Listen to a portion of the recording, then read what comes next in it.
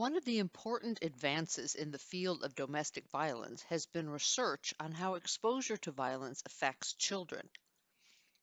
Early trauma, such as chronic exposure to domestic violence, can lead to predictable physical, mental, behavioral, and cognitive problems for children. There are also implications for early brain development. Major advances in our understanding of early brain development explain why infants and younger children are especially vulnerable to trauma.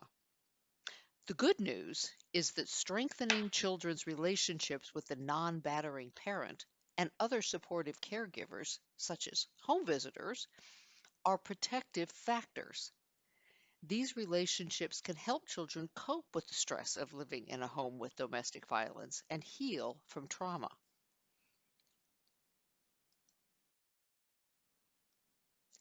The one major study of children's exposure to violence on a national level was done through the National Survey of Children's Exposure to Violence.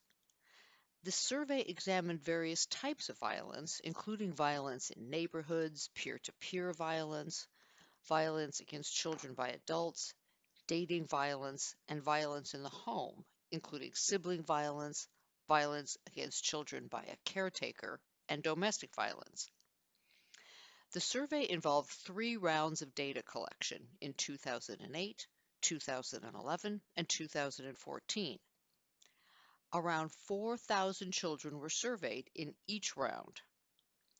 Children between the ages of 11 and 17 provided answers to the phone survey without the help of an adult.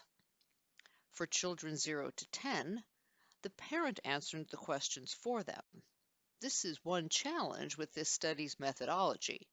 Parents answering the questions for all children in the study up to the age of 10 leaves us wondering if these numbers might be a low estimate.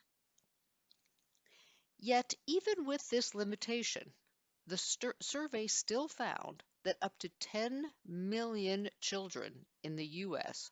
are exposed to domestic violence in their families at least once annually. Additionally, 35% of children between the ages of 14 and 17 have been exposed to intimate partner violence in their lives. One landmark literature review study conducted in 1999 found that up to 75% of children living in homes with domestic violence witnessed the violence, while parents in those homes reported that their children only witnessed about 40% of the violence occurring in their home.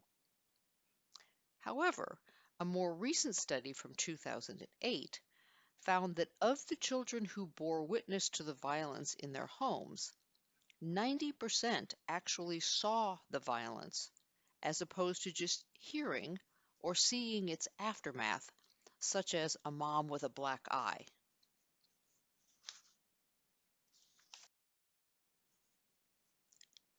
Older research has shown a significant correlation between overt interparental conflict and negative parenting, and newer studies have supported these past findings.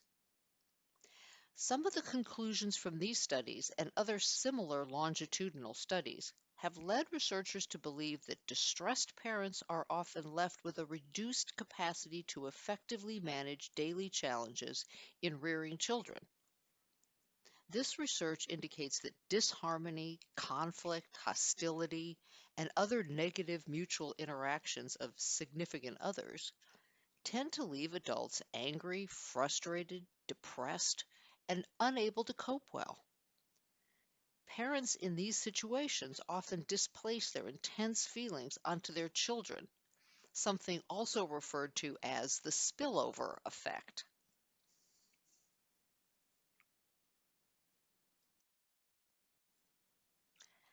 Think now of the following question. How does exposure to domestic violence affect children? Please get a piece of paper and pencil or open a blank document on your computer or tablet and write down your answers.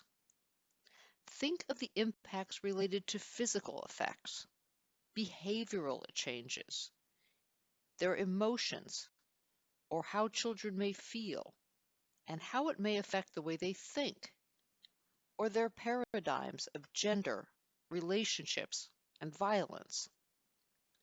Pause this video while you write down your answers. We suggest you spend at least 5 to 10 minutes writing your answers. When you're done, press play to continue watching this video lecture.